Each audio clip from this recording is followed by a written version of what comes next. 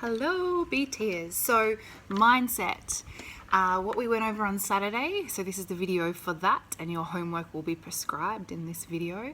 We worked on forgiveness. Now, forgiveness is such a loaded topic, and it's one that it balks a lot of resentment and resistance in people because it's misunderstood. When I say forgiveness, it's not allowing people who have done bad things to us. It's not condoning their behavior. It's simply understanding that by forgiving them, we have a choice to move on and be happy.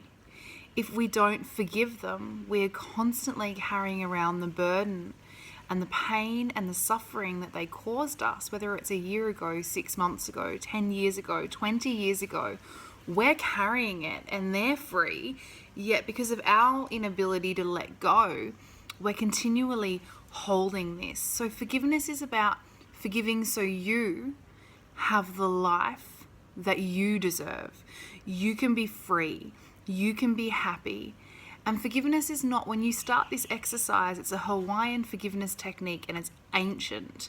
When you start this exercise, you don't have to believe the words you're saying. Over time, these words have magical powers and they will begin to break down and different things will come. Tears will come, anger will come, frustration will come. But my goal for you is to do this work for 7 days, and then I would like you to send through to me this time next week, so next Wednesday, your experience of practicing this for 7 days straight.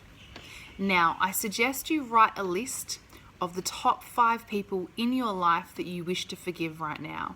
Those who you are holding the greatest grudges against, who are causing you still the greatest pain and suffering. 5 people. When I first started this work, I'll be honest with you, I wrote a list of like 100 people because I just wanted everything gone. I knew that the only way I was going to move through with my life is that if I let it go. Now, people still piss me off and I still find like that I'm triggered, but straight away I do this work with them and it dissipates. Some it keeps coming up with, but then I just go back and I do the forgiveness work and it dissipates again.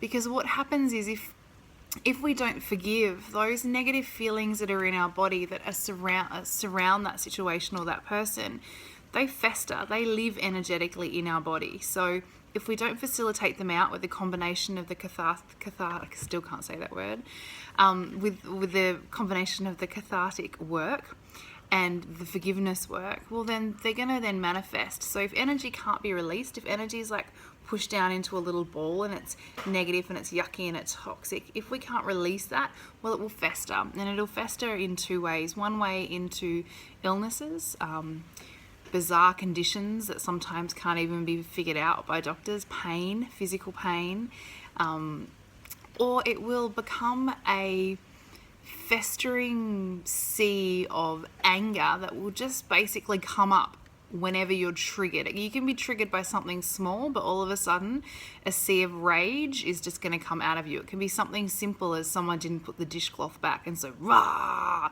because those feelings have not been facilitated out with our work of letting it out, and the person has not been forgiven. Remembering we're not forgiving for them. We're never forgiving for them. We're forgiving for us. We deserve forgiveness. Forgiveness is an act of kindness to oneself. It is not an act of making other people's bad behavior okay. It's about going, you know what, in order for me to move forward in my life, I need to forgive this person. So the ancient technique we're going to do, you're going to do it for 5 minutes every day, is called Ho'oponopono. Everyone will laugh when they see it. It's the weirdest spelling word you've ever seen. It's an ancient Hawaiian technique. A psychiatrist in Hawaii did a study in the 70s using this technique, and where he was able to heal and treat criminally insane inmates in the criminal ward at a jail without actually even meeting them. He was able to do this from a distance. And the beauty of this forgiveness work is you don't have to have the person in the room. You can do it with the thought of the person in your mind and it will still have the same effect. So I had a lady who used her mum as an example, and her mum was always contacting her, wanting something from her. And for the first time she said since she could ever remember, her mum actually picked up the phone and called her and just wanted to take her out for lunch and to start to heal the relationship that they had. So that was insane. And that was just from her doing this work for 1 week. And surrounding it around her mother. So you can do it before you go to bed in the morning, before you go to bed overnight, or you can do it in the morning. I'm going to put the little link, so you're just going to listen to the music and the words for 5 minutes, set an alarm on your phone, and as the person in the recording says the words, you're going to say it in your head and direct it to the person. You're holding the person in your mind. Now, if your mind jumps all over the place, it's okay. It doesn't matter. It's consistency. It's daily execution. It will get easier. The words are, I'm sorry. I love you. Please forgive me.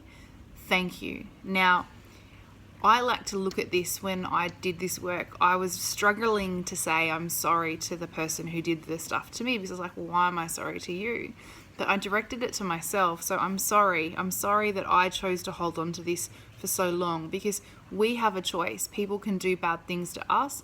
People can say bad things, but we have a choice as to how we're going to respond to that and how we're going to use that, whether it's negatively or positive. So I'm sorry.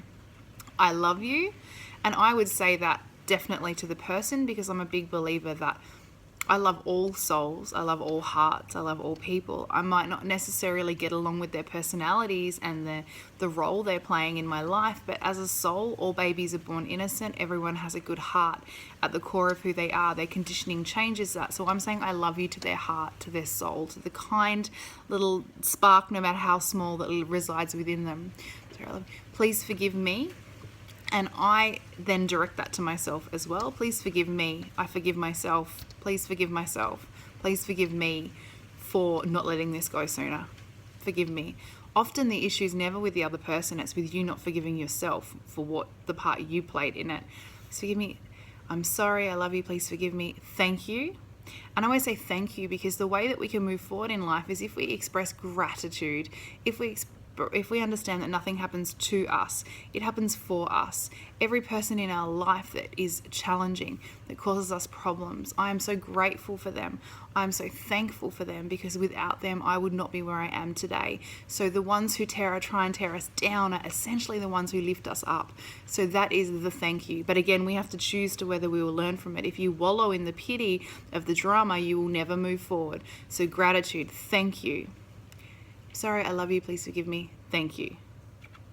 I'm sorry, I love you, please forgive me. Thank you. So you're going to put on the music, you're going to put on the link, you're going to write your list of 5 people, you're going to bring up the first person in your mind. You can go through a minute each person. Just keep your eye on the clock. Lay down, get comfortable, bring up the person, bring up the feelings, and then play the song. And the music will come. I'm sorry, I love you, please forgive me. Thank you. I'm sorry. I love you. Please forgive me. Thank you. And then hold that person in your mind. You'll feel resistance. You'll feel frustration. You'll feel anger to start with. Stick with it. It is amazing. You'll feel shifts and dissolving of energy in the body and resistance. And eventually there will be no reaction, because it's a way of letting out anything that is still hiding in there, that is holding us back. Without forgiving ourselves, without forgiving others, we will just continue on the merry-go-round of vicious cycles of behavior. There is a study by a lady called Dolores Cannon. I suggest you read it. And most terminal illnesses that are to do, like cancers around stomachs, can be linked to resentment, unfacilitated frustrations, and held on to anger. There's a beautiful saying by Buddha, and it's, anger and resentment is like drinking poison and expecting the other person to die. So we need to let go, because we are not hurting them. We are not getting revenge. We are not getting justice. We are simply hurting ourselves. So it's time to forgive and time to move on. Have a beautiful day. Love you guys. Bye.